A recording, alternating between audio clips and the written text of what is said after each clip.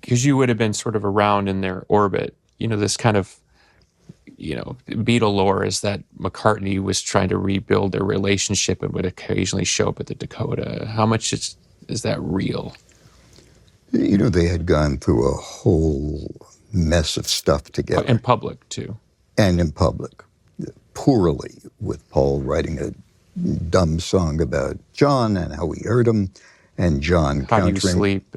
How do you sleep after Paul? It's too many people. It was like two high school kids arguing on Instagram. And we had many talks about Paul, and John's thoughts about him ranged from he always reminded me that he and Paul met long before the Beatles. Well, they met at a time when nobody else knew of the Beatles. Yeah. Long before I would become aware of them. They were like brothers to each other, sitting in Paul's little living room of his parents' house, composing all those early songs on the first album. And he spoke so lovingly of Paul.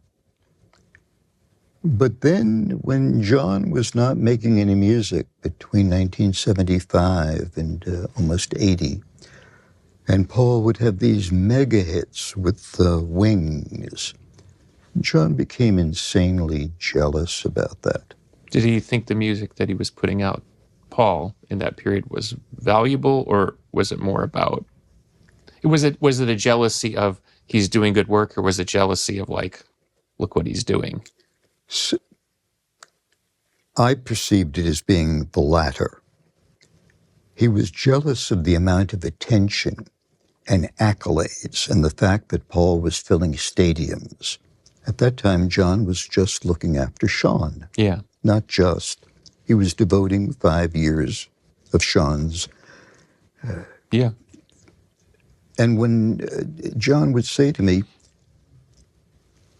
they're not embracing me, I'm paraphrasing, the way they are him. And I said, John, you're not on a concert stage. You're not in a stadium. You're not making music. And he said, you missed the point. They're embracing his genius. But have you ever heard silly little love songs? And I would say, well, let's be fair. He's done things other than silly little love songs.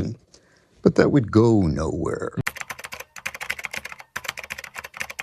When they break up, all right?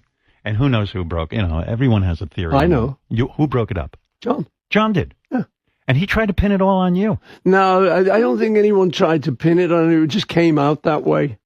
That's a long story. But there was a meeting where John came in and said, hey, guys, I'm leaving the group. Right. He was with Yoko. He'd found Yoko, and John loved strong women. Yes. His mother had been a strong woman. His auntie who brought him up had been a strong woman. And bless her, but his first wife wasn't. She'd once said to me, all I want is a sort of a guy who wants a pipe and slippers. Right. Come Stay home and do that.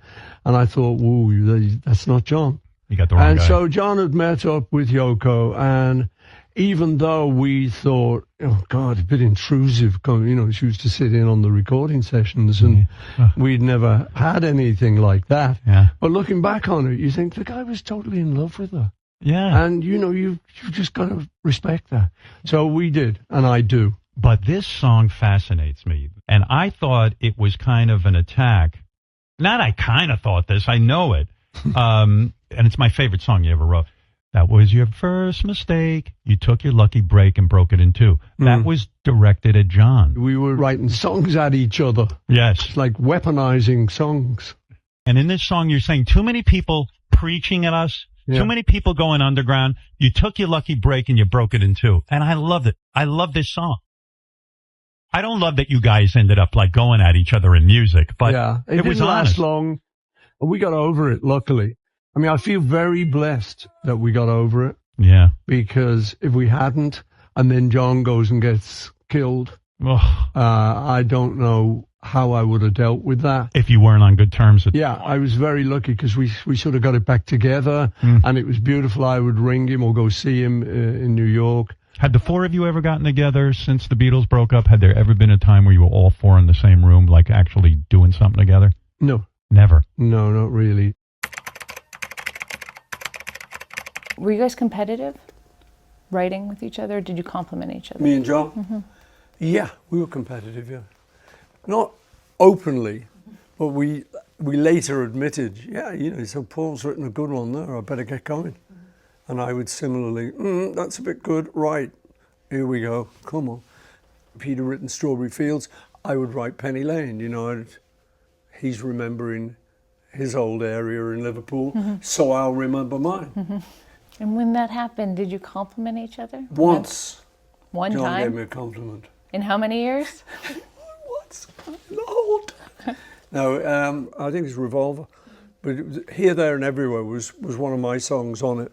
And remember John sort of, just when it finishes, that's a really good song, that. I love that song. And I was like, yes, he likes it.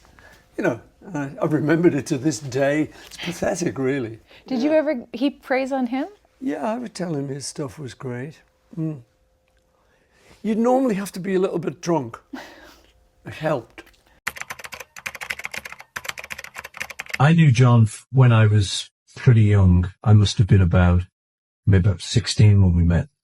So we were very good friends through all of that period. And then the Beatles broke up and he went to live in New York. So we didn't see much of each other. And there were a lot of problems around then. So we used to, we'd bitch at each other. And that was sad. But the good thing was that, he and I eventually made it up. I used to phone him in New York, you know, after all the arguments were over. And we got to be friends again, and it was nice. Long distance friends, but it was still friends. And I could phone him. I said, what are you doing now? He said, oh, I'm just baking some bread. Baking bread? Oh, I've done that. You know, or he said, oh, I'm just feeding the cat. You like cats? And I said, well, I've got a couple of dogs. You know, we talk about ordinary things. And that brought us back together again. Because when we talked about business, it always ended up, well, your business, my business. What are you doing? What am I doing? You know, it was crazy. Business is like that, you know, can be anyway. But it was very good, actually. There was the one good thing when he died was that we had got our friendship back together again. So I was very happy about that. Very sad about his death, of course, like everyone. It was tragic and it was one of the worst things to ever happen.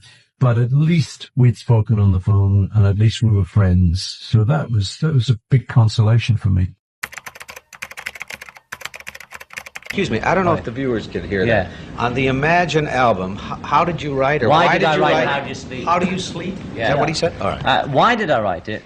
Well, I don't have a reason for writing. It's a beautiful song. It's a good song. Like the Elephant's Memory Group was playing with me, saying we must do it. And I said we can't do it because they all only think of it as being in reference to Paul. Well, we think of it as a good guitar solo.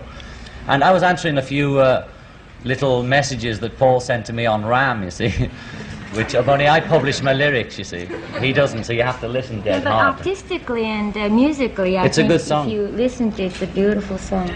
A little what? Vindicted. Well, it's an answer, you know. Paul personally doesn't feel as though I insulted him or anything because I had dinner with him last week. They He's were quite friends, happy. you know, and they were swearing at each other. Or, If I you can't, know, if I can't nothing. have a fight with my best friend, I don't know who I can have a fight with. Is he your best friend, Paul? I guess in the male sex he was. I don't know about now.